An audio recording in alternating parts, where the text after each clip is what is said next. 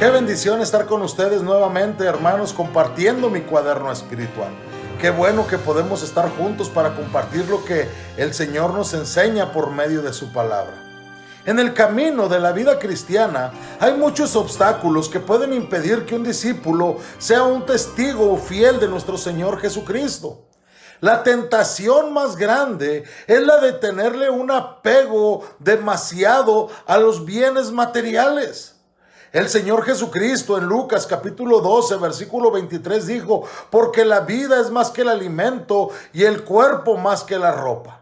Jesús toma esta oportunidad para advertir en contra de la avaricia y de la codicia cuando un hombre dentro de la multitud le hace una petición: maestro, di a mi hermano que parta conmigo la herencia. Jesús se negó a participar en esta disputa entre hermanos, pero Jesús tomó esta petición para advertirles del problema que está detrás de todo esto: la avaricia. La gente se imagina con facilidad que el valor de la vida se mide de acuerdo a la abundancia de los bienes que uno posee. Y para ilustrar este punto, el Señor Jesucristo contó una parábola. Dijo que había un hombre rico que tenía una abundancia de bienes. Sin duda sus vecinos lo consideraban un hombre muy exitoso en la vida. Sus graneros rápidamente llegaron a ser insuficientes para almacenar todo el grano que produjeron sus campos. Y entonces él decide construir unos más grandes. No tenía preocupaciones por el futuro, ya que esperaba poder retirarse y pasar el resto de su vida descansando y divirtiéndose. Sin embargo, este hombre rico no había contado con Dios ni con su juicio. Lejos de ser sensato, lejos de ser sabio, este hombre era un necio. Al igual que los fariseos que se preocupaban por las cosas externas, probando así que ellos eran un necios, también este hombre estaba mal preparado para cuando Dios lo llamara. En su afán de ganancias terrenales, él había perdido su vida. Aquí Jesús no está condenando las riquezas.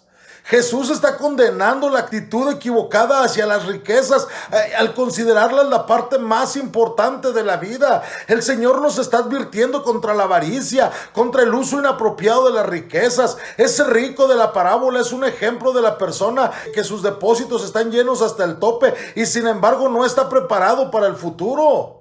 Lo opuesto al hombre rico sería el cuervo, el cual se alimenta de las sobras que quedan en la calle, sintiéndose satisfecho con los desperdicios de los demás y que jamás piensa en almacenar comida para el futuro. No es el hombre rico, sino esas aves a las cuales Jesús representa como un ejemplo que los discípulos deberían imitar. Cuando Jesús envió a sus 12 apóstoles y a los 70 discípulos, les dijo que no llevaran comida con ellos, que comerían en los lugares en los que fueran bienvenidos a lo largo del camino. Vivir al día sería una gran prueba para pensar de dónde vendrá la siguiente comida. Jesús anima a sus discípulos diciéndoles: no se preocupen, la vida es más que solo comer y más que solo beber. El preocuparse por algo no podrá añadir ni siquiera una hora más de vida a la persona.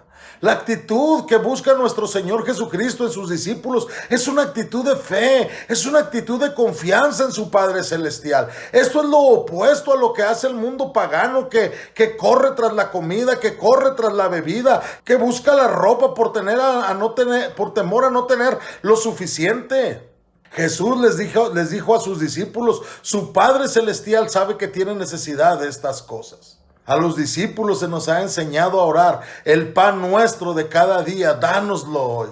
La respuesta de Dios a esta oración es realmente todo lo que los discípulos necesitamos para vivir en este mundo. Una vez más, es cuestión de decidir cuáles son nuestras prioridades.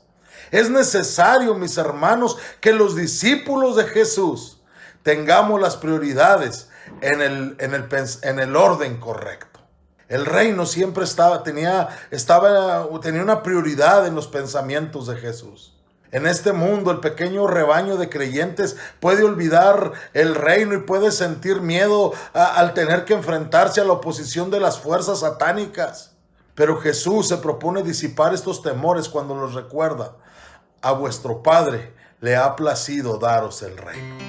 Este es el reino que los discípulos de Jesús debemos buscar siempre. Que el Señor te siga bendiciendo.